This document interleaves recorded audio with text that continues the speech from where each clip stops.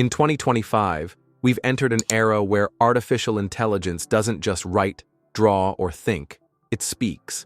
And not in a generic robotic voice. It can speak like you, identical, seamless, and honestly, a little terrifying.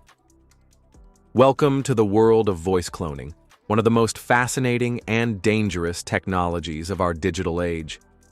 It all starts with a deceptively simple idea. Using deep learning and neural networks, an AI can listen to just 30 seconds of your voice and replicate it with shocking accuracy. Every tone, every hesitation, every breath, copied so perfectly that even your closest family might not notice the difference. What once sounded like science fiction is now disturbingly real. Voice cloning, neural text-to-speech, realistic voice synthesis, three terms that describe one thing. AI is becoming your voice. Voice synthesis isn't new. Back in the 1980s, we already had software that could speak, but the results were laughable, mechanical, flat, barely human. Fast forward to today, and names like Tacotron, Google's WaveNet, and Microsoft's Val-E have changed the game. These models don't just speak, they perform. They replicate inflection, rhythm, emotion. They pause like you do. They breathe like you. The line between synthetic and real has been blurred beyond recognition. In 2022, 11 labs went viral for allowing users to upload voice samples and instantly generate hyper-realistic clones. Soon after, YouTube exploded with meme-worthy content. Joe Biden, Donald Trump, and Barack Obama playing Minecraft together. All AI voices, all eerily convincing. But this race began long before that. Companies like Descript, Resemble AI, iSpeech, even Amazon and Google have spent years building synthetic voice engines. What changed? Now, anyone with an internet connection can clone a voice for free. But this isn't just about fun and memes. There's a much darker side to this technology. In 2019, the CEO of a UK-based company received an urgent phone call from his boss asking for a wire transfer of $240,000. The voice? Perfectly familiar. He sent the money. Only later did he realize it was a fake, a cloned voice. In Germany, a woman got a desperate voicemail from her son asking for help. It triggered panic. She wired the money. It wasn't her son. It was AI. These are not isolated incidents. They're part of a growing wave of fraud known as phishing, short for voice phishing. Forget scam emails or fake texts. Now, the threat has a voice. Your voice, your mother's voice, your child's. And the implications go far beyond money. Imagine a cloned voice of a world leader declaring war, or an actor confessing to crimes they didn't commit, or a fake phone call used to manipulate, blackmail, or ruin someone's life. It's not just risky, it's revolutionary. But let's not forget the wild creativity that voice cloning has unleashed. Across TikTok, YouTube, and Instagram, there are entire channels dedicated to AI-generated voice skits. Elon Musk singing Taylor Swift, Vladimir Putin auditioning for American Idol, Pope Francis rapping to Eminem. All fake, all hilarious, all disturbingly realistic. These clips rack up millions of views. Why? Because they're familiar, but wrong. Funny, but uncanny. Real, but impossible.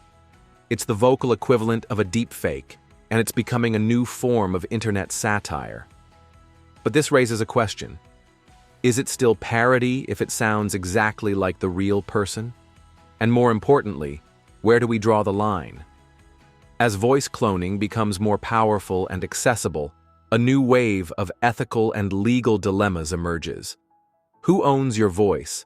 If someone clones it and uses it without your permission, is it theft, invasion of privacy, defamation?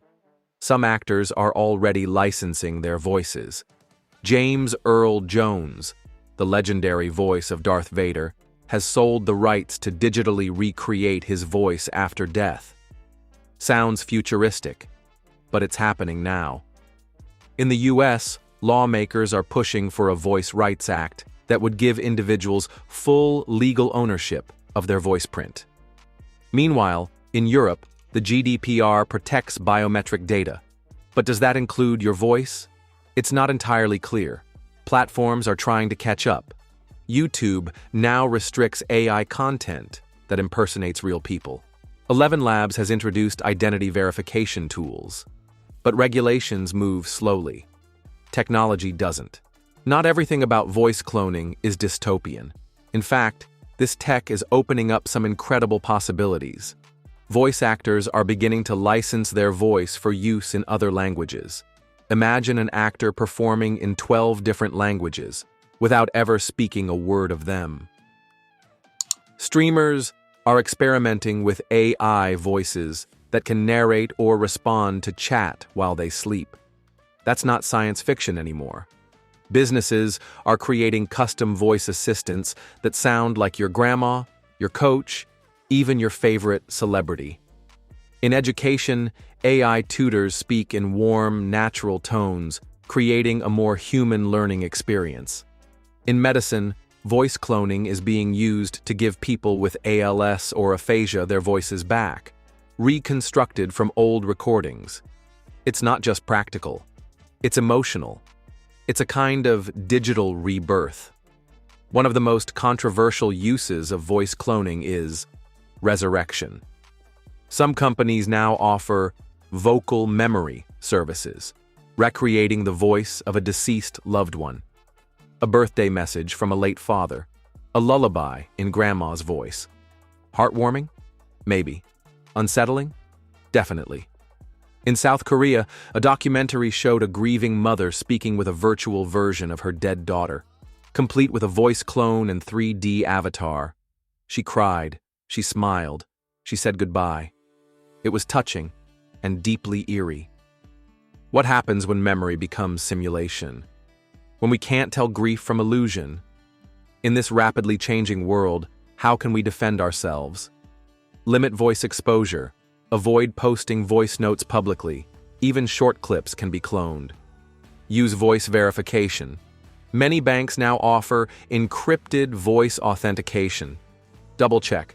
If a call seems off, hang up and call back using a verified number. Report deep fakes.